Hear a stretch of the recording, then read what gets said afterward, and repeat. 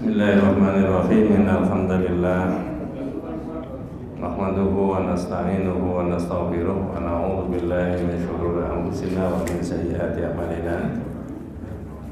May yahdihillahu fala mudilla lahu wa may yudlil falan tajida lahu waliyyan mursyida. Asyhadu an la ilaha illallah wahdahu la syarika lahu wa asyhadu anna Muhammadan abduhu wa rasuluhu la nabiyya ba'dah. Allahumma sholli ala Muhammad wa ala ali Muhammad kama shallaita ala Ibrahim wa ala ali Ibrahim wa barik ala Muhammad wa ala ali Muhammad kama barakta ala Ibrahim wa ala ali Ibrahim fil alamin innaka Hamidum Majid. Ma'asyiral muslimin rahimani wa rahimakumullah, usikum wa nasihat bittaqwallahi faqad faza man ittaqwa. Ibu-ibu, bapak-bapak, adik-adik, para jamaah rahimakumullah. Memang syahadat kita itu uraiannya banyak sekali. Sepanjang hidupnya Nabi kita Muhammad SAW itu menjelaskan tentang makna dua kalimat syahadat itu. Syahadat yang pertama tentang Allah, syahadat yang kedua tentang Rasulullah Sallallahu Alaihi Wasallam. Sepintas untuk difahami kita semuanya, pertama adalah syahadat tentang Allah itu la ilaha illallah. Di dalam kalimat la ilaha illallah itu ada nafi dan itsbat. Apa Pak tadi? Ya, pokoknya begitulah. Nafi itu mengatakan tidak. Tidak ini, tidak itu, tidak benda, tidak barang, tidak orang, tidak dirinya sendiri, tidak. Nafi. Kemudian ada isbat. Isbatnya itu ilah. La ilah. La ilaha illah. Maka dalam bahasa kitab itu la ma'budu bihaqqin illallah. Tidak ada yang berhak diibadahi kecuali Allah. Nah, yang populer di masyarakat itu tidak ada Tuhan kecuali Allah. Bukan, Tuhan itu banyak. Siapa bilang enggak ada? Cuma yang berhak disembah cuma Allah saja. Itu yang satu. Yang kedua, Muhammad Rasulullah itu ada 5 poin. Pertama adalah al-imanu bi annahu mursalun min indillahi. Percaya bahwa Nabi Muhammad itu utusannya Allah. Dari sini saja kita semuanya itu dapat ilmu bahwa di dalam diri Nabi Muhammad itu tidak ada unsur-unsur rububiyah dan tidak ada unsur-unsur uluhiyah. Laisa li rububiyyatun wala uluhiyyatun. Apa maksudnya? Kalau kita yakini Nabi Muhammad itu sebagai hamba Allah dan Rasulullah, al-imanu bi annahu mursalun min indillahi, maka Nabi tidak punya andil untuk bisa mengatur dunia dan seisinya. Justru Nabi diatur sama Allah. Juga tidak ada unsur-unsur Nabi Muhammad itu boleh disembah. Nah, nanti ini dikembangkan yang itu. Yang kedua, nusaddiquhu fi ma akhbara, membenarkan yang dikabarkan oleh Nabi. Saya rasa normal itu ya. Yang ketiga, nuti'uhu fi ma amara, mentaati yang diperintah. Yang keempat, wa natruku ma naha anhu wa zajara, meninggalkan yang dilarang. Nah, ini yang terakhir itu mereknya sampean itu. Apa? Wa na'budu waha bima syara'a, beribadah kepada Allah menurut yang disyariatkan. Nah, kalau tidak disyariatkan, ya tidak. Maka masjid tarjih itu mencari tentang kemurnian berdasarkan dilarang, supaya orang ibadah itu tidak kecampuran dengan bid'ah. Nah, itu namanya wa na'budu waha bima syara'a. Dengan bahasa lain, la ibadata illa ma ja'a bihi Rasulullah SAW. Tidak ada model ibadah kecuali yang diajarkan oleh Nabi. Maka orang Islam itu kata Imam Dakwah ada kewajiban jenengan dan saya itu. Apa kewajibannya? I'lam rahimakallahu annahu yajibu alaina ta'allumu arba'i masail. Wahai saudaraku umat Islam, ya, ketahuilah semoga Anda dirahmati Allah, wajib bagi kita semuanya itu untuk memahami tentang 4 hal. Nah ini. Pertama, al-ula al-ilmu. Orang Islam itu harus pakai ilmu. Ilmu tentang apa? Ma'rifatullah wa ma'rifatu nabiyhi wa ma'rifatu dinil islami bil adillah. Mengerti tentang Allah, mengerti tentang Nabi, mengerti tentang agama Islam, mengerti semuanya harus pakai apa? Dalil. Di situ ya. Coba tak cek dengan, bukan dites tapi dicek. Kalau sepanjang hidupnya ada orang Islam itu tidak bisa nyupir mobil, berdosa nggak? Kalau nggak ngerti agamanya, berdosa. Nah itu maksud saya. Sudah diberi waktu sama Allah, diberi tenaga, diberi hidup, dibiarkan dirinya tidak tahu agamanya. Makanya tadi saya katakan al ilmu itu ma'rifatullah wa ma'rifatu nabiyhi wa ma'rifatu dinil islami bil adillah. Mengerti tentang Allah, mengerti tentang Nabi, dan mengerti tentang agama pakai dalil. Nah, kalau para ulama tauhid menyebutkan wa a'dhamu ma amarallahu bihi huwa at-tauhid wa huwa ifradullahi bil ibadati. Sebesar-besar yang diperintah Allah itu adalah bertauhid, menyembah Allah satu-satunya. Oh, kalau begitu yang sebesar-besar diperintah Allah itu bukan sholat, bukan zakat, bukan infak, bukan haji, tapi tauhid. Sebaliknya, wa a'dhamu ma nahallahu anhu asyirik. Dan sebesar-besar yang dilarang oleh Allah adalah perbuatan apa? Syirik. Nah, sekarang kalau sebesar-besar yang diperintah itu adalah tauhid.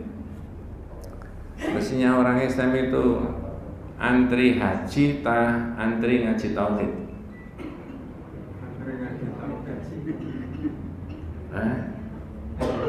Kalau ada orang Islam sepanjang hidupnya nggak pernah berangkat haji, dosa nggak? Ada umat Islam sepanjang hidupnya nggak pernah zakat, berdosa? Enggak, karena ada syarat-syaratnya. Kalau sepanjang hidupnya nggak ngerti akidahnya, itu serius itu. Ya, nanti nyangkut yang diminta itu. Apa judulnya, Pak? Hulu. Oh, bagaimana tepatnya itu?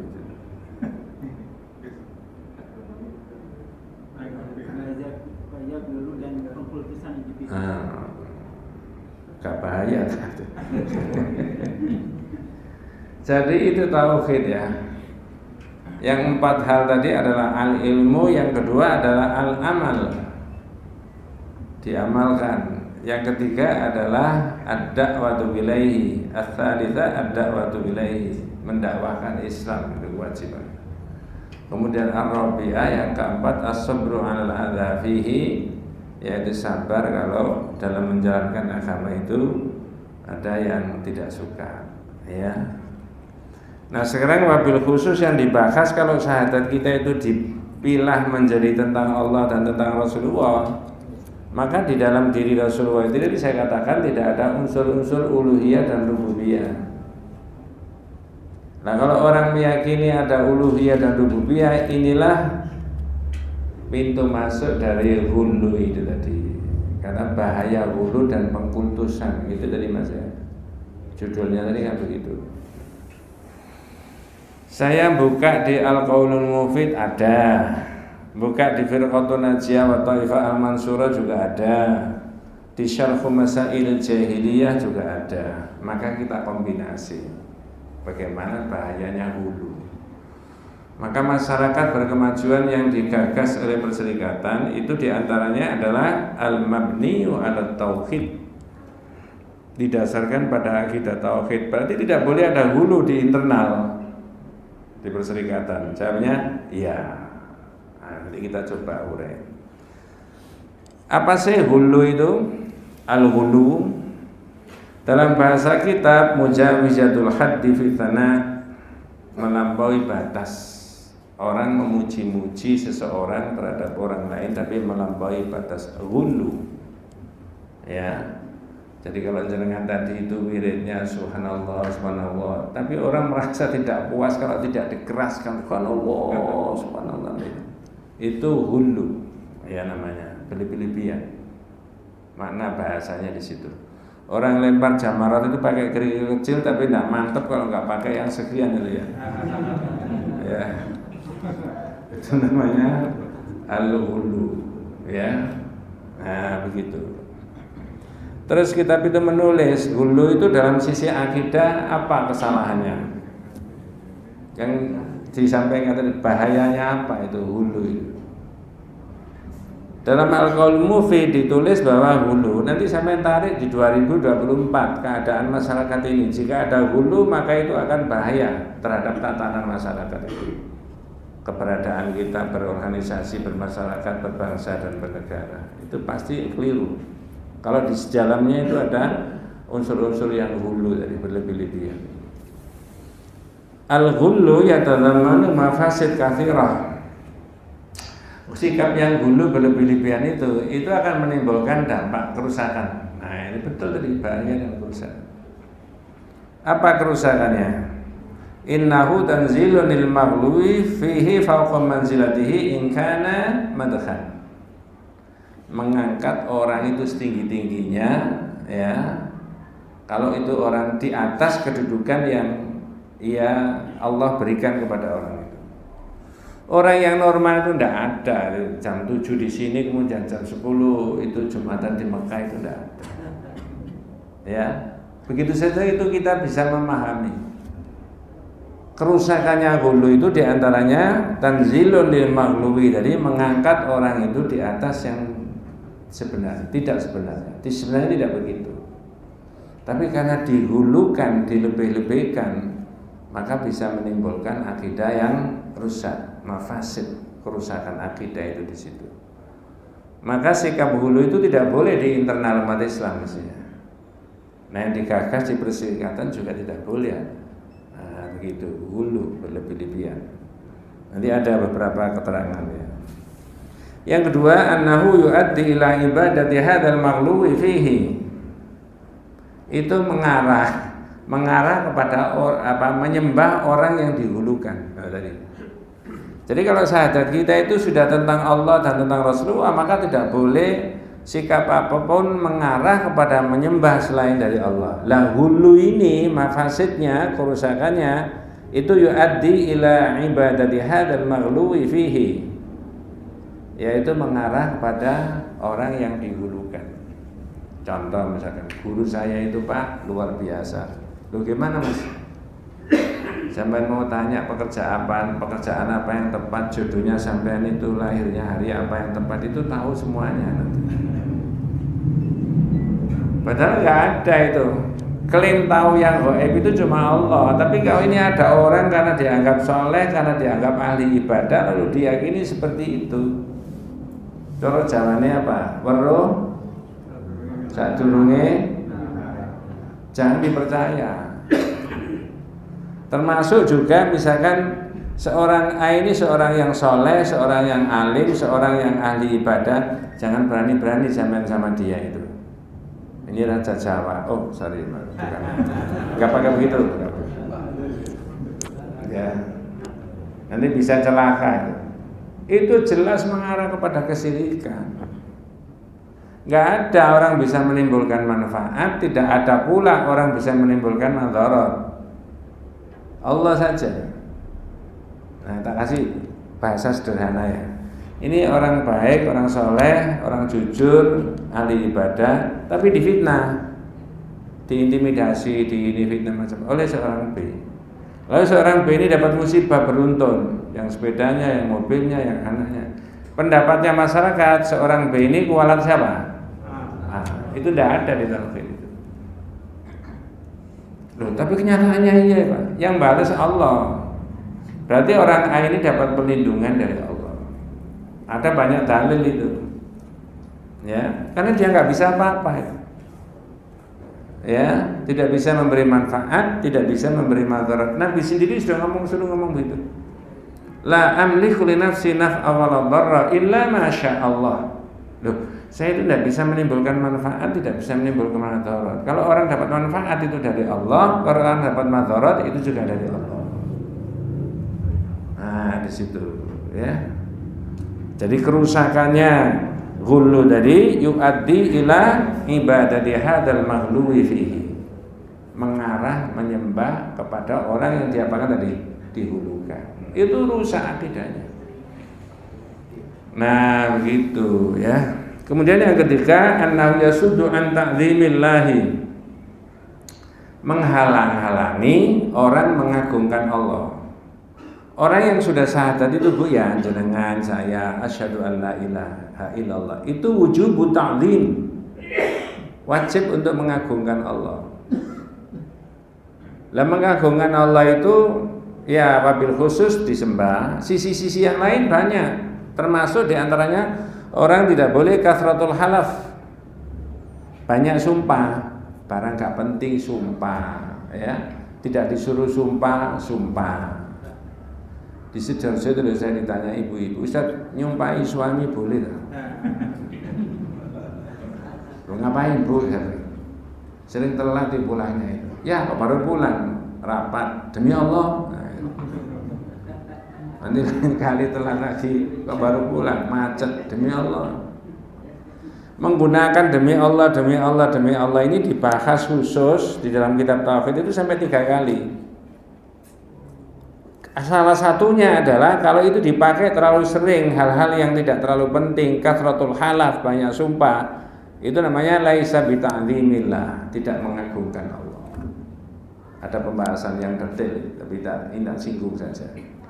Hubungannya dengan ini tadi mafasidul ghulu, ya, kerusakannya ghulu tadi, yasuddu an ta'zimillah, menghalang-halangi mengagungkan Allah. Mestinya Allah yang diagungkan, tapi ada yang dihulukan, maka ini terhalang. Nah, begitu loh. Nanti implementasinya di masyarakat banyak itu, Bu. Banyak, ya. Dan hulu inilah clash pertama antara tauhid dengan syirik. Nah, itu pakai bahasa clash barang gitu. Dan ini temenan. Jadi hulu ini adalah konflik pertama antara tauhid dengan syirik. Coba tak cek ya, mudah-mudahan nggak terlalu bertele-tele. Di dunia ini lebih dahulu mana antara adanya tauhid dengan adanya syirik? Nggak boleh ngarang jawabannya.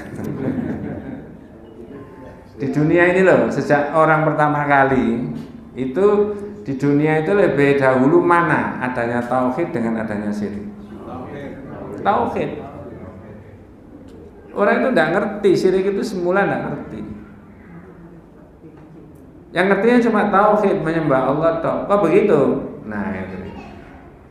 Ilahnya satu, Allah mewahyukan konsep yang satu kepada Nabi yang satu. Tidak terkontaminasi kemana-mana. Terus deretan para nabi juga begitu. Nah baru nanti pada zaman periode nabi tertentu terjadi clash antara tauhid dengan apa? Syirik. Sampai sekarang. Maka deretan para nabi setelah Nabi Nuh itu diperintahkan oleh Allah supaya mengembalikan posisi tauhid. Sampai sekarang. Maka perserikatan itu berjaya itu salah satunya jelas tauhid. Ya, nanti disinggung-singgung. Nah begitu, maka hulu ini menjadi biang kerok dari persoalannya masyarakat, ya, menjadi sumber daripada kekacauannya yang ada di masyarakat karena ada hulu, bahayanya dari dan kultus tadi ya. Kemudian tahap awal kita membahas hulu itu berkaitan dengan orang Nasrani terhadap Al-Masih. Siapa tadi Pak? Orang Nasrani terhadap siapa? Al-Masih. Itu menghulukan enggak? Sampai di level mana mereka menghulukan? Nah, nanti saya tarik, orang Islam terhadap Nabi Muhammad boleh enggak? Nah, kalau tidak boleh, ada enggak? Oh nanti aja dibahas. Iya Pak, ini bukan mengolok-olok, tapi memberi penjelasan. Nah, jadi sikap hulu itu akan menimbulkan mafasid, kerusakan tadi. Nah, kemudian di Quran itu jenengan bisa melihat di surat apa? An-Nisa ayat yang ke 171. Mudah-mudahan tidak salah menyebut saya. Ya ahlal kitab la taghlu. Nah, ada la taghlu fi dinikum. La taghlu fi dinikum. Nanti orang Islam juga digitukan, tidak boleh kepada Nabi Muhammad. Nanti orang biasa-biasa kayak jenengan kayak saya kepada para syekh, para masyayikh, ya, tidak boleh. Para orang saleh juga tidak boleh digulukan. Akan menimbulkan tatanan masyarakat yang tidak baik. Nah, ini dimulai dari Al-Masih yang dilarang untuk digulukan oleh orang-orang ahli kitab, orang Nasrani. Surat An-Nisa ayat berapa tadi? 171. Namanya ngaji ya bil adillah, pakai dalil. Ada terjemahnya? Kalau enggak saya terjemahkan sendiri. Ya ahlal kitab la taghlu fi dinikum wa la taqulu 'ala Allahi illa al-haqq. Wahai ahli kitab, janganlah kamu melampaui batas. Nah tadi, ghulu tadi apa? Melampaui batas di dalam memuji seseorang. Ya, dalam agamamu. Dan janganlah kamu mengatakan terhadap Allah kecuali yang benar. Kalau itu fokusnya ahli kitab kaitannya dengan akidah. Al-Masih lalu dihulukan tadi, ya. Kemudian innamal masihu Isa bin Maryam Rasulullah wa kalimatuhu alqaha ila Maryam wa ruhum minhu.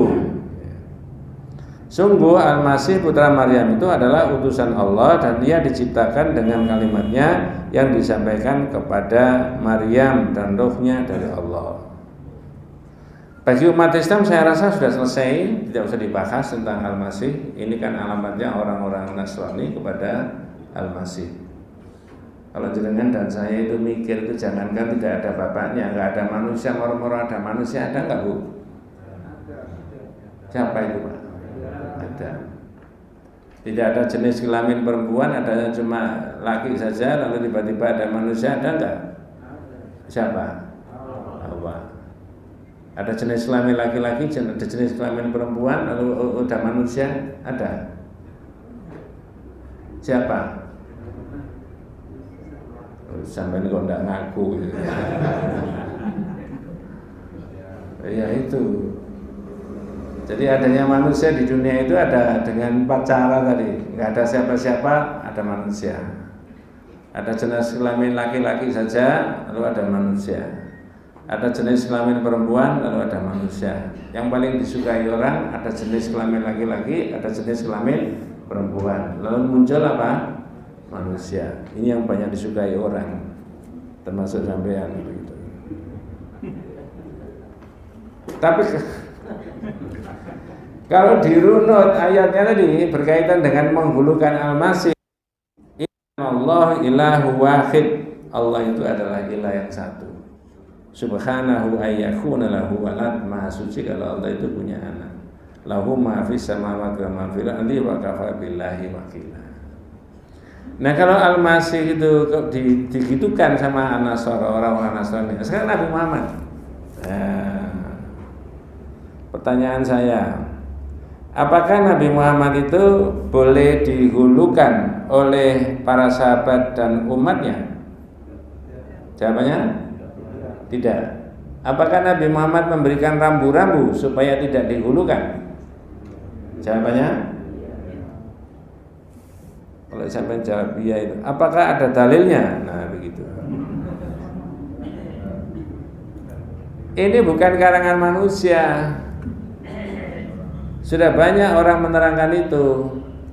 La tutruni kama atratin nasara Isa bin Maryam. Loh itu loh.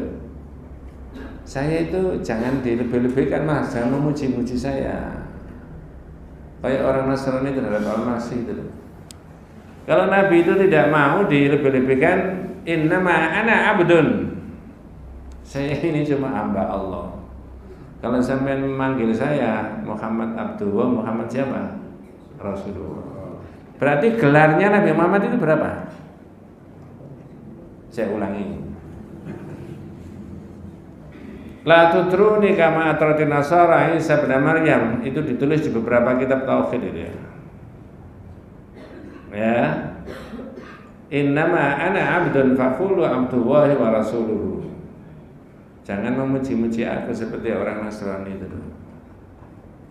Memuji-muji Al-Masih kebablasan. Aku ini cuma hamba Allah. Kalau sampean memanggil aku, kata Nabi Muhammad, dipanggil apa? Muhammad Abdullah, satunya Muhammad Rasul. Ya itu sudah. Dan banyak itu Nabi sendiri menjelaskan kepada para sahabat, man syahida alla ilaha illallah wahdahu la syarikalah wa anna Muhammadan abduhu wa rasuluhu. Hamba Allah dan Rasulullah. Yang sama dengan kita itu yang apanya? Hambanya. Kalau Rasulnya kan tidak jelas itu ya.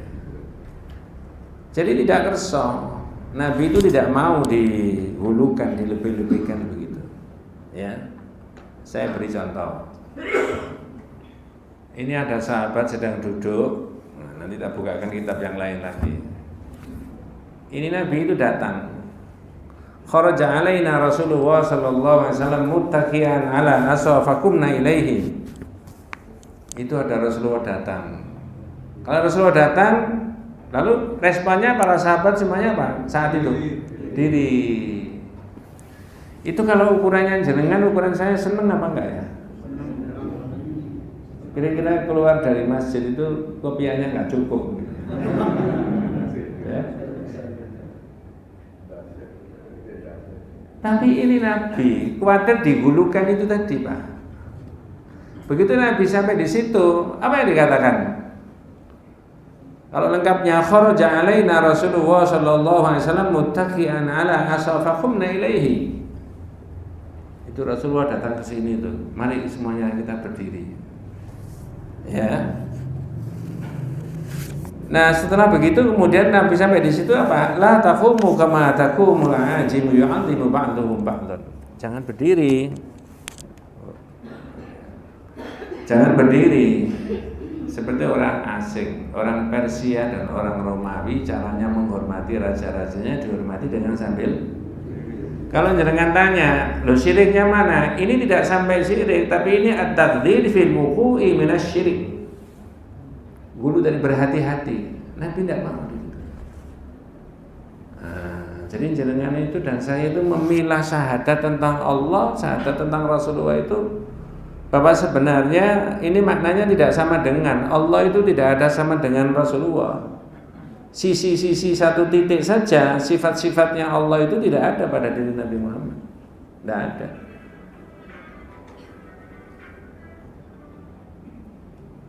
Ya. Apa itu yang saya omongkan tadi? Iya, itu contoh Nabi tidak mau dihulukan tadi. Tapi jujur aja saya nggak paham. Nanti di dalam kitab Firqatun Najiyah itu ada judul Al-Qiyamul Mamnu', berdiri yang dilarang. Ya. Anas bin Malik sendiri mengatakan maka syakhsun ahabbu ilaihi min Rasulillah. Enggak ada orang yang kami cintai melebihi Rasulullah. Ya. Wa kanu idza ra'au lam yaqumu lima qarahiyati min dzalik. Tapi para sahabat itu tahu kalau ada Rasulullah datang enggak berdiri mereka itu karena Rasulullah enggak senang begitu kan. Jadi jenengan agama itu bukan menurut persepsi kita, tapi menurut siapa? Halo? Agama itu bukan menurut pikiran kita, tapi menurut apa? Dalil tadi la ibadata illa ma jaa bihi Rasulullah sallallahu. Coba sih tak jangan tak rangsang ya pikirannya ya supaya enggak ngantuk. Ini ngajinya tiap Kamis ya. Subhanallah. Jangan pilih yang mana kategorisasinya orang beribadah dan tidak beribadah, orang berdoa dan tidak berdoa kepada Allah itu ada 4 kategori. 1. Man aba ayya'budallaha fahuwa mustakbirun. Siapa yang tidak berdoa, tidak mohon, tidak mengandalkan Allah, tidak beribadah, namanya orang itu sombong, merasa bisa sendiri. Satu. Dua, man abadallaha wa abada ma'ahu ghairahu fa huwa musyrik. Siapa yang menyembah kepada Allah, berdoa kepada Allah, minta kepada Allah, ia kepada selain Allah juga ia, namanya musyrik. Sampai pilih yang mana? Nah milih. Tak kasih opsi yang ketiga. Man abadallaha wahdahu bighairi ma syara'a fa huwa mubtadi'un. Siapa yang menyembah kepada Allah satu-satunya tapi caranya tidak menurut yang diajarkan oleh Nabi, orang itu berbuat bid'ah. Pilih yang mana? Sampai di situ tetap tidak memilih? Loh, kamu terlalu mau lumayan nih. Yang keempat, man abadallaha wahdahu bima syara'a fahuwal mu'min muwahhid. Siapa yang menyembah Allah satu-satunya, caranya juga menurut yang diajarkan oleh Nabi, namanya orang itu orang mukmin yang muwahhid, mengesahkan Allah. Ini yang harus kita tuju. Dan orang ini nanti akan dapat pertolongan dari Allah. Tha'ifah al-mansurah, golongan yang mendapat pertolongan dari Allah itu ahlul hadis. Jadi salah satunya itu tadi, beribadah kepada Allah menurut apa yang disyariatkan. Nah, makanya Nabi tadi, saya beri contoh tidak mau dihulukan tadi, ketika ada Nabi itu datang di situ, kemudian para sahabat semuanya berdiri, lalu Nabi Rasulullah tidak kersa, la taqumu kama taqumul ajimu yu'azzimu ba'dhum. Jangan berdiri kayak orang asing aja. Nah sekarang 2024, Rasulullah itu sudah wafat apa belum? Masih bisa datang ke Gelora apa enggak? Tapi ada enggak orang meyakini bisa datang ke situ kemudian semuanya sudah berdiri? Ada. Apa jenengan pengalaman? Pak, mohon maaf ini tidak mengolok-olok, sudah saya terangkan di mana-mana. Tapi kita harus meyakini itu. Iya, itu Anas bin Malik tadi mengatakan maka ana syakhsun habbu ilai min Rasulillah. Enggak ada orang yang kami cintai melebihi Rasulullah. Tapi bahkan idza ra'ahu lam yaqumu, tapi para sahabat itu kalau tahu ada Nabi datang tidak berdiri. Lima karahiyatu dzalik, karena Rasulullah itu tidak suka. Jadi agama menurut Nabi bukan menurut kita. Kalau menurut kita Pak ya, kalau agama menurut kita, at-tahiyatul lillah itu begini. Ngerti maksudnya? Iya, bagus. Nggih Pak nggih. Untuk Nusantara kan lebih sopan begini sih. Bu, monggo kan gitu. Masa gini. Tapi mengapa itu? Nah itu buktinya Rasulullah tidak mau. La tudruni. Jangan kamu memuji-muji aku. Sebagaimana orang Nasrani memuji-muji Al-Masih. Saya kasih contoh itu. Saya kasih contoh yang lain. Oh kalau begitu, kalau tidak hulu manusia ini sama saja Pak sebenarnya. Iya. Dengan saya yang punya jabatan, yang tidak, yang diamanai Allah, punya ilmu. Kalau dia tidak bisa mengamalkan dengan sebaik-baiknya sesuai dengan ilmunya, ya untuk apa itu? Ya. Sahabat itu Pak, kalau ada gerak-geriknya Nabi yang tidak biasa, tanya. Saya kasih contoh. Nabi datang gini ya, itu wajahnya berseri-seri. Kalau jenengan berseri-seri kenapa itu kira?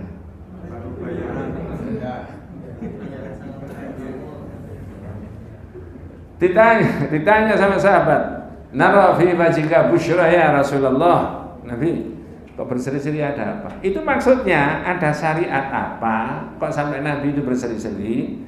Terus syariat itu sudah diterangkan apa belum? Kalau sudah terus saya belum mengamalkan itu gimana? Itu loh maksudnya.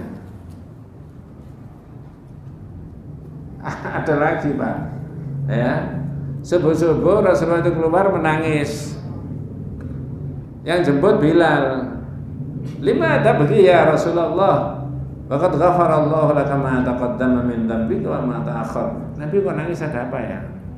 Bukankah sudah diampuni sama Allah? Itu maksudnya Bilal tanya itu ada syariat apa sampai direwangnya Pak? Jadi ada, karena Nabi ini sumber hukum Pak, gerak-geriknya itu menjadi perhatian para sahabat. Ada syariat apa? Ada syariat apa? Nah, kita enggak jadi perhatian, kita bukan sumber hukum. Jangan sumber masalah. Nah, di situ jadi hulu. Nah, berikutnya mana? Tadi saya katakan Nabi mengatakan tadi kan orang Nasrani tidak boleh dihulikan. Kemudian Nabi Muhammad sendiri la tutruni tadi, ya. Lalu saya beri contoh tadi. Nah, ada lagi tambahan contohnya. Orang rame-rame datang ke Nabi ngomongnya gini, coba jangan titeni omongannya. Saya pakai bahasa Arab dulu, mudah-mudahan tidak salah. Ya Rasulullah, ya khairana wa ibna khairina, ya sayyidana wa ibna sayyidina. Bisa menerjemahkan? Lu katanya ngajinya sudah lama. Ya Rasulullah, ya khairana wa ibna khairina. Wahai Nabi, engkau adalah orang paling baik di antara kita dan engkau adalah putranya orang yang paling baik di antara kita. Engkau adalah tuan kita dan engkau adalah putranya tuan kita. Saya tanya jenengan, benar enggak Nabi itu orang paling baik? Benar. Lo jangan boleh ragu-ragu, benar enggak? Sebenarnya enggak salah ini para sahabat itu. Tapi ini Nabi sudah sudah memberikan batasan. Tidak boleh menghulukan saya tadi. Apa jawabannya Nabi? Ayyuhan nas qulu biqaulikum. Sampeyan ngomong biasa saja. Wala yastahwiyanakumus syaitan. Jangan sampai omongan sampeyan diplesetno setan. Keliru nanti akidahnya dari sini. Ana Muhammad Abdullah wa rasuluhu. Loh, yang disebut apa? Tentang dirinya. Abdullah wa rasuluhu. Berikutnya itu ma'uhibbu an tarfa'uni fawqa manzilatil lati anzalani Allahu bih. Aku tidak senang sama itu mengunggul-unggulkan saya di atas kedudukan yang Allah berikan kepada saya. Jadi normal-normal saja, jangan menyebut Nabi dan sebagainya, mengikuti Nabi dan sebagainya. Persepsi pandangan kita tentang Nabi. Coba tak cek. Apakah orang Nasrani itu meyakini Al-Masih itu menghapus dosa? Iya apa tidak? Ya. Pertanyaan kedua, apakah boleh umat Islam itu meyakini Nabi Muhammad itu menghapus dosa? Ya. Pertanyaan ketiga, apakah ada nasyid atau lafal yang mengarah meyakini Nabi Muhammad itu menghapus dosa? Sampai belum merasakan kalau udah ngomong tidak itu ya. Nah itu tidak.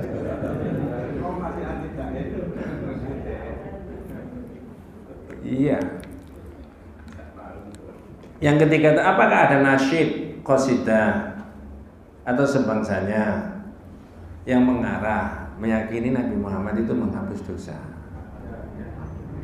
Ya jawab aja nggak tahu kalau nggak tahu. Kok nanya saya yang nggak tahu?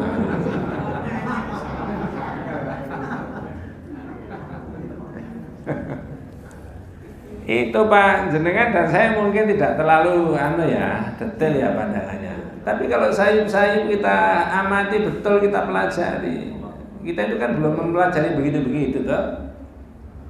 Ada di masyarakat itu alaika ya salam khairul anbiya assalamu alaik alaika ya salam ya makhidunu assalamu alaik. Ada nggak begitu? Di mana?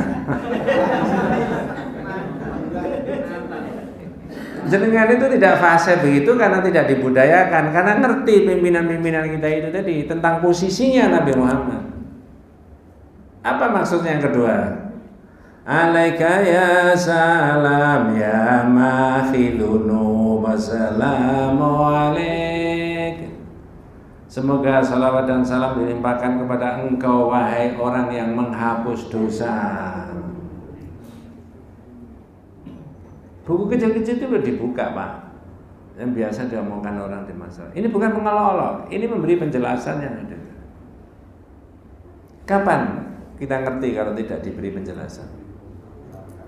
Ya, tak cek yang kedua berikutnya. Jangan teruskan, apal enggak? Assalatu wassalamu alaika ya Rasulullah qad dhaqat khilati. Terusnya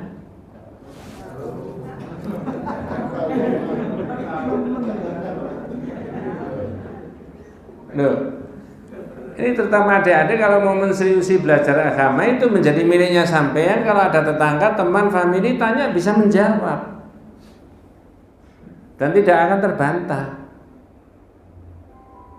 Ya, apa?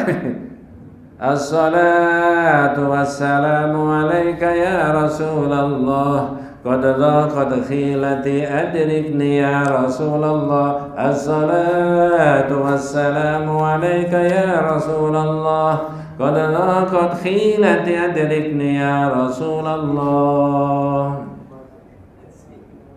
Enak gak Pak? Oh, jangan enaknya toh. Ini serius Bu.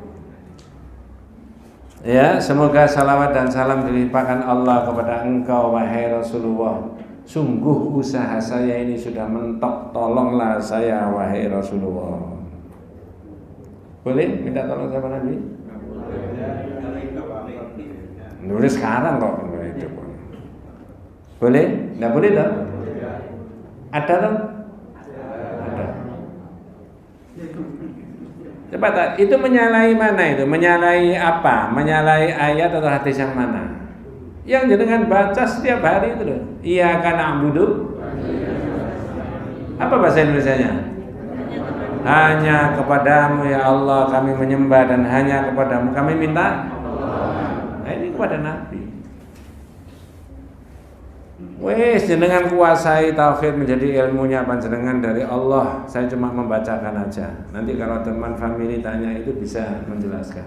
Dan masyarakat itu menjadi masyarakat yang berkemajuan, masyarakat yang modern, masyarakat yang baik ketika asasnya al-mabniyu ala tauhid gitu.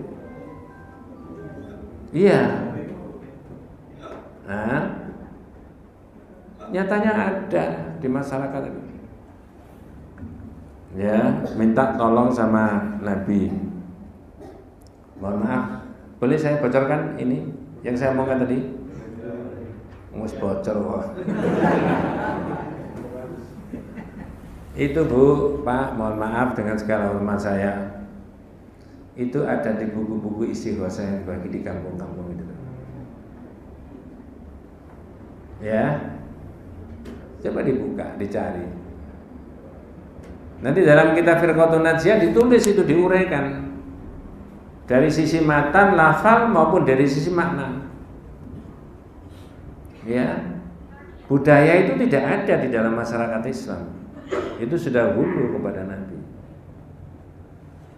Fauzan al-Fauzan menulis, mengapa sih masyarakat itu bisa rusak akidahnya? Mengapa bisa rusak? Jangan setuju atau tidak, saya punya penjelasan dalam kitab Aqidatul Tauhid. Pertama, al-jahlu bil aqidati shahihah bisababil i'tiradi an ta'allumiha wa ta'limiha. Akidahnya masyarakat itu rusak gara-gara apa? Satu, tidak mau belajar tentang akidah yang betul. Yang kedua, ada orang yang mengajar. Saya ulangi, masyarakat itu tidak mau belajar tentang akidah yang betul. Yang kedua, ada orang yang alim di bidang akidah, tentu saja bukan saya, tidak mau ngajar. Ngerti maksud saya? Pelajarannya ada, kitabnya ada, penjelasannya ada, masyarakat yang tidak mau belajar. Nah, tadi saya katakan sebesar-besar yang diperintah Allah tadi apa? Tauhid. Kalau begitu mestinya orang itu antri haji apa antri tauhid? Mohon maaf Bu ya. Saya beri motivasi secara rutin dalam kajian-kajian tauhid. Di Sidoarjo itu MT Tauhid itu sudah membagi kitab 330, itu masih kurang. Kajian tauhid itu yang hadir 300-an orang. Ya. Padahal yang dengan tegas mencantumkan al-mabniyu ala tauhid itu perserikatan. Dan itu bukan perserikatan yang saya sebutkan tadi. Saya dipeseni untuk beli buku lagi. Bisa juga sampai 350 sekali kajian. Itu sahabat kita semuanya. Ngertinya bahwa ini salah akidah itu karena dia taklim, belajar. Maka Fauzan al-Fauzan menulis al-jahlu bil aqidati shahihah bisababil i'tiradi an ta'allumiha wa ta'limiha. Orang itu akidahnya rusak karena tidak mau belajar tentang akidah yang betul. Yang kedua, ada orang yang alim tapi tidak mau apa? Belajar. Jadi kalau ada guru atau syekh, ya bukan saya, naudzubillah min dzalik. Syekh, antum itu faham betul akidah tauhid, ajarkan. Enggak, saya mau daftar jadi wali kota. Jangan begitu. Nanti malam terakhir pendaftaran. Tanggung jawabnya orang yang berilmu itu tadi. Jangan dibiarkan masyarakat itu akidahnya rusak. Nah, salah satunya faktor hulu tadi. Yang kedua, ini tak singkat-singkat aja. At-ta'assub lima alaihi al-aba wal ajdad wa tamassuk bihi wa in kana batilan. Apa? Fanatik kepada tradisi nenek moyang, walaupun tradisi itu batil. Kalau pakai cara Jawa itu gini, Pak. Biyen mula kon durung lahir ya sini iki. Ada enggak ucapan-ucapan begitu-begitu tadi? Itulah sehingga ketika ada gerakan dakwah tauhid tadi dianggap ini merubah tradisi. Bukan. Lebih konyol lagi bahwa gerakan tauhid itu dianggap apa? Memecah belah umat. Enggak. Justru syirik yang memecah belah umat itu, bukan tauhid. Agama itu utuh dari Allah itu tauhid.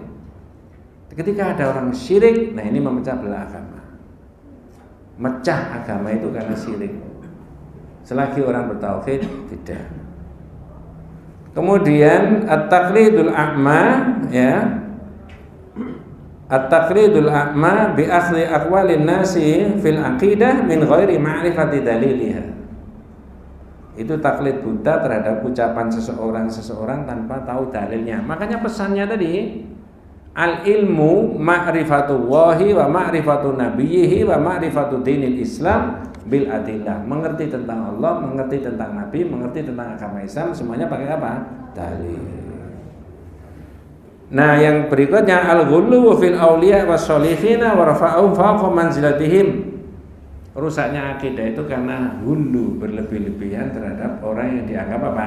Soleh. Nah, baru nanti saya masuki di situ.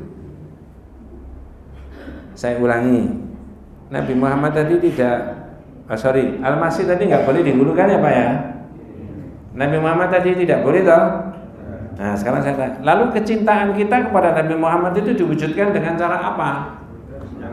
Nah, kaifa nuhibbu wa rasulahu. Bagaimana kita mencintai Allah dan Rasulullah? Ya tentu saja bi'idba'i ma syar'a, mengikuti apa yang disyariatkan. Sekarang kita lanjut ya. Kalau tadi Al-Masih tidak boleh, kalau Nabi Muhammad tadi tidak boleh, bahkan banyak puluhan ayat yang Nabi mengatakan qul innama ana basyarum mithlukum yuha ilayya. Aku ini loh manusia biasa seperti kamu. Bedanya aku menerima apa? Wahyu. Annama ilahukum ilahu wa, itu loh ilahmu ilah yang satu. Nah, sekarang tadi saya katakan kalau Nabi Muhammad tidak boleh digitukan, Al-Masih juga tidak boleh, bagaimana dengan orang-orang soleh? Jawabannya sama saja. Apakah ada orang soleh yang dihulukan? Jawabannya ada.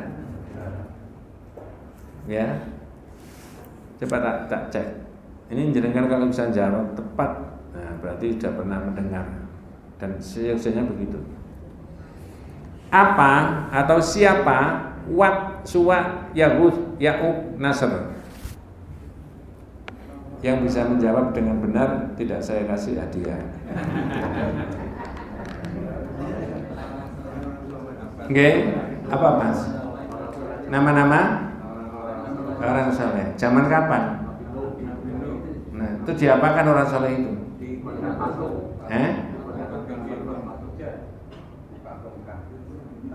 Jere Pasman, kon jere sopo?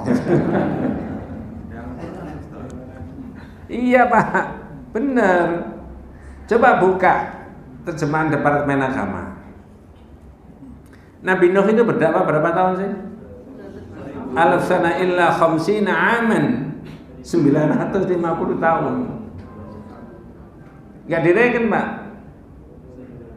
Tiba-tiba yang dilakukan oleh Nabi Nuh itu apa? Curhat sama Allah. Qala Nuh, surat Nuh ayat 21, 22 dan 23. Entah berapa kali saya ngomong di masjid ini. Tapi karena temanya ini ya diulangi. Nanti kita implementasikan, tidak boleh dulu dalam tatanan di masyarakat. Ini kan bahasa teori konsep. Ya.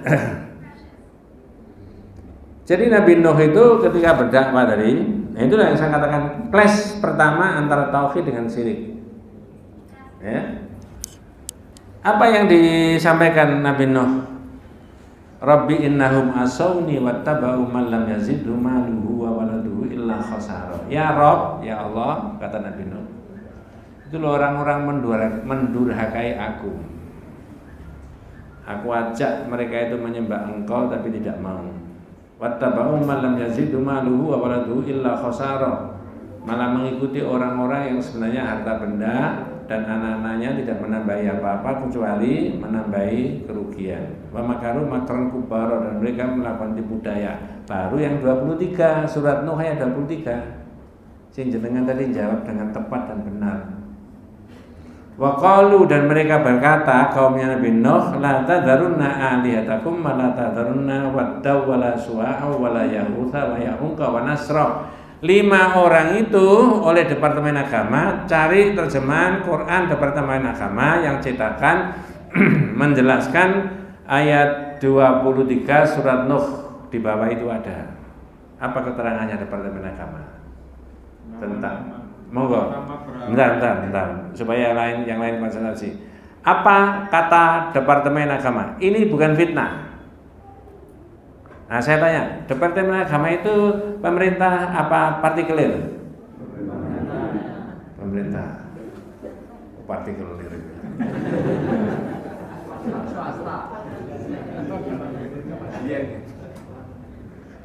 Apa omongannya Departemen Agama tentang Wat, Suwa, Yahud, Ya'uq yang ada di dalam surat Nuh ayat 23? Monggo.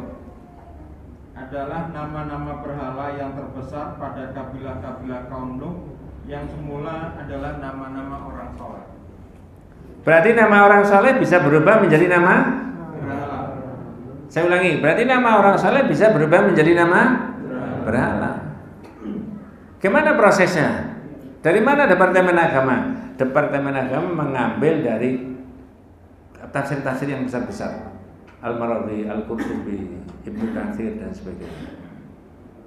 Itu ditulis. Ini kalau tidak dijelaskan kepada umat, tidak paham. Rusaknya tatanan masyarakat, hulu, dan itu konsepnya sudah disebutkan. Ya.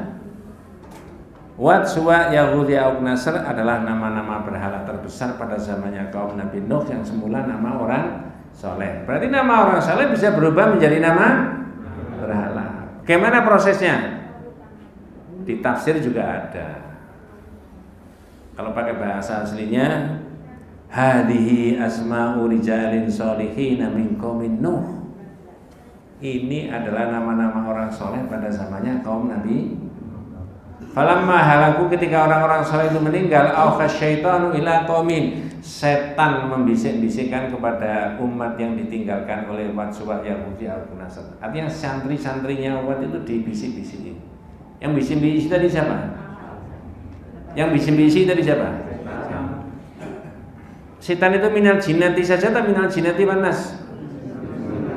Minal jinnati wan nas. Kalau orang yang kecil namanya setan, kalau orang yang besar namanya syaitan.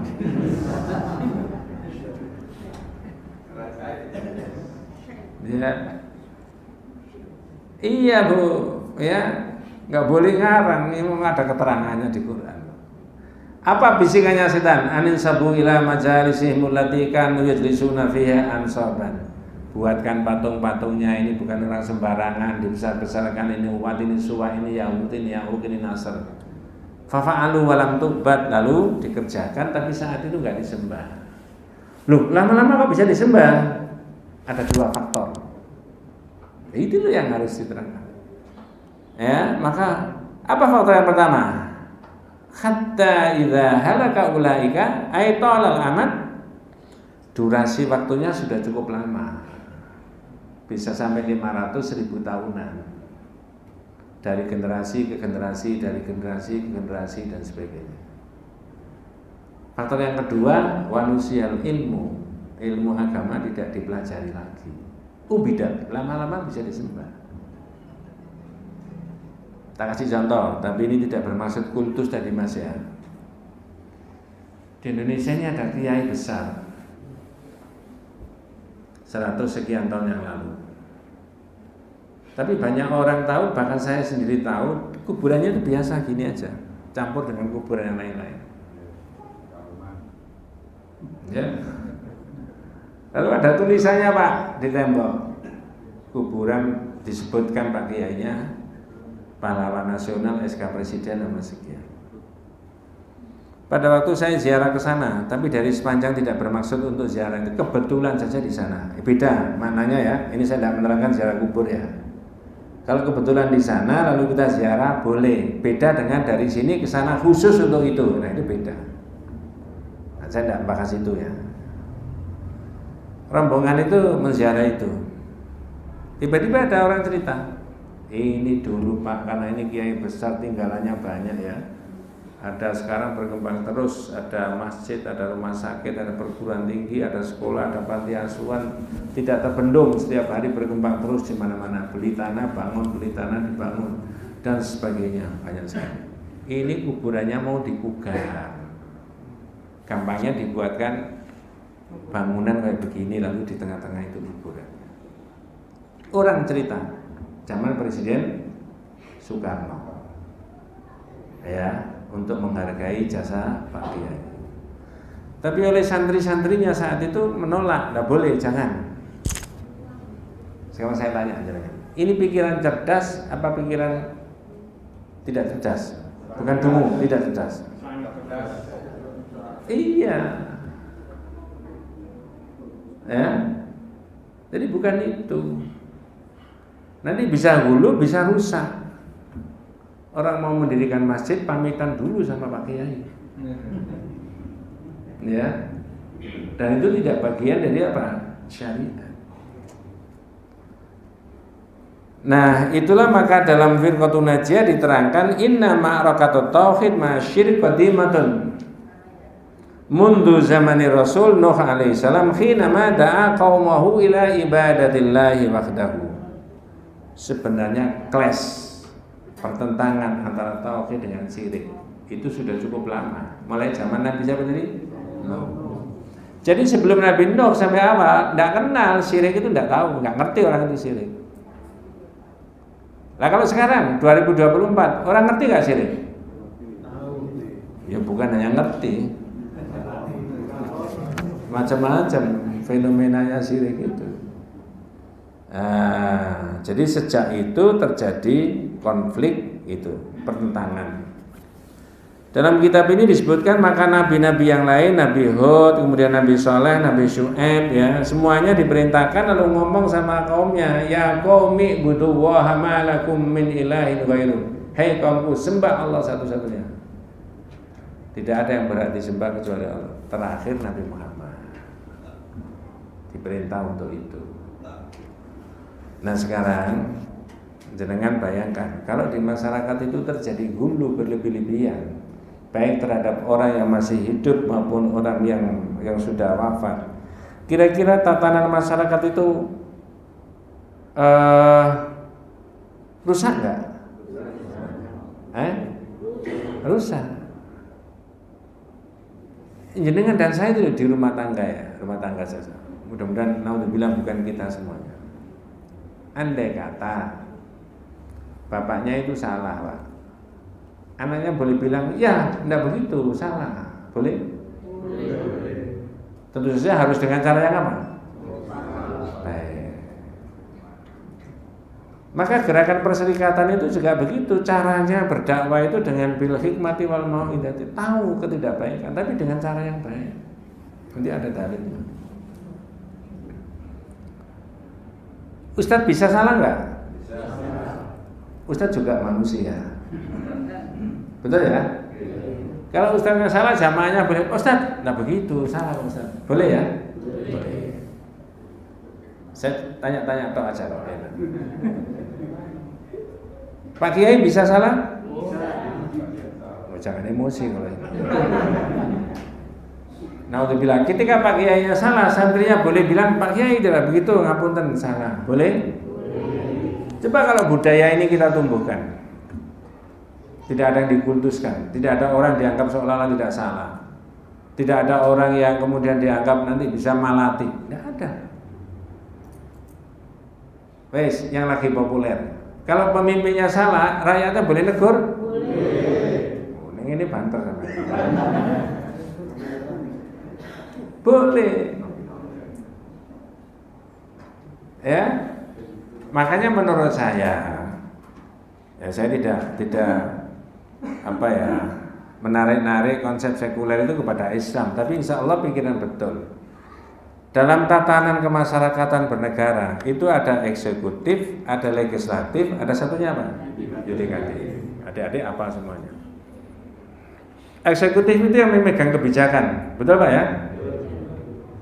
Mestinya eksekutif bilang gini, Mas, yang menang saya yang mengelola negara, mengelola masyarakat. Jujur saja, orang itu cenderung melestarikan kekuasaannya dengan berbagai macam cara. Benar nggak Pak? Saya ulangi, orang itu cenderung melestarikan kekuasaannya dengan berbagai macam cara. Jangan emosi loh Pak ya. Tolong Mas, kalau saya salah diingatkan. Maka legislatif ini salah satunya fungsinya adalah fungsi kontrol. Ngerti maksud saya? Kalau ini dimandulkan, ya tentu saja kontrol yang baik. Maka ini saya nanya nanti, ya seolah-olah ini tidak bisa salah, raja tidak bisa salah, the king, kamu jenenge? Ya, pasti benar, tidak benar. Itu loh, diimplementasinya di masyarakat itu, hulu itu bahayanya di situ. Nanti kalau terjadi konflik, baru ini yudikatif yang menangani. Dan ini harus berbicara di tengah-tengah. Kalau itu tidak terjadi dan itu dimandulkan atau tidak dihidupkan, maka timbul gejolak masyarakat itu. Ya, tidak ada alasan untuk tidak menaruh hormat kepada orang tuanya. Tidak ada alasan untuk tidak menaruh hormat kepada Pak Ustadz, Pak Kiai, pemimpin. Jika orang tua, kiai, pemimpin tadi itu dalam koridor yang benar saja, pasti dihormati. Tapi begitu dia dihulukan seolah-olah tidak bisa salah diiyakan saja. Inilah sumber dari malapetaka. Satu titik di masyarakat itu begitu. Makanya yang dibudayakan di perserikatan itu, Muhammadiyah itu adalah kepemimpinan itu apa? Kolektif dan apa? Kolegial. 9 orang semuanya pemimpin. Siapa yang menonjol? Tidak boleh ada yang menonjol. Pak Edan Nasir itu ketuanya saja, mengkoordinasi semua 13 anggota itu. 13 anggota itu semuanya pimpinan. Tapi kalau satu-satunya yang menentukan ini, wah bisa keliru nanti. Nah itu loh, hulu itu mafasidnya itu, kerusakannya itu di situ. Ya, ketika timbul hulu, ya, maka jelas Nabi sendiri pernah menyebutkan itu ya. Saya lihatnya hadisnya ya. Iyyakum wal ghulu fa inna ahlaka man kana qablakumul ghulu. Ya. Hati-hatilah kamu terhadap sikap yang hulu, berlebih-lebihan dari kultus. Bahwa sesungguhnya umat yang terdahulu itu rusak karena faktor kultus. Ini mohon maaf, ini bukan ilmu saya dan ini bukan politik praktis. Kita pernah terpuruk selama 30 sekian tahun enggak? Pernah? Ini mohon maaf, Pak Harto sudah wafat, mudah-mudahan ketika ada kebaikannya diberikan rahmat, ketika ada kesalahannya mudah-mudahan diberi maghfirah sama Allah, betul. Tapi menurut para pengamat kita pernah terpuruk enggak masyarakat kita? Itu karena faktor itu tadi, kultus tadi. Ya. Kalau ditarik sekarang tidak menutup kemungkinan juga begitu. Karena nggak ada yang berani itu tadi. Ya, seolah-olah tidak bisa berbuat salah. Maka kata Rasulullah, halakal mutanatti'un, halakal mutanatti'un, halakal mutanatti'un. Akan rusak tatanan masyarakat itu kalau ada kultus individu di dalam masyarakat. Dan itu tidak boleh. Ya. Berarti jenengan kalau duduk bareng makan bakso sama Pak Haidar boleh nggak? Mengurangi kehormatannya Pak Haidar? Oh enggak, sama saja. Inilah nikmatnya itu. Dan Nabi juga sudah menyebutkan begitu, mempelopori begitu. Nah, wallahu a'lam. Ini satu titik dari sekian banyak makna-makna dari dua kalimat syahadat tentang Allah dan syahadat tentang Rasulullah. Dalam Syarhu Masail Jahiliyah itu juga diterangkan tentang hulu tadi, ya. Famin dinil jahiliyah, termasuk tradisi agamanya jahiliyah, ittakhadul awliya was-solihina arbaban min dunillahi azza wa jalla, menjadikan orang-orang soleh dan menjadikan para pemimpin wali-wali mereka dijadikan Tuhan selain daripada Allah. Yaz'umuna annahum yuqarribuna ilallahi zulfa. Mereka menganggap bahwa seolah-olah orang saleh itu bisa mendekatkan dirinya dengan Allah Subhanahu wa taala.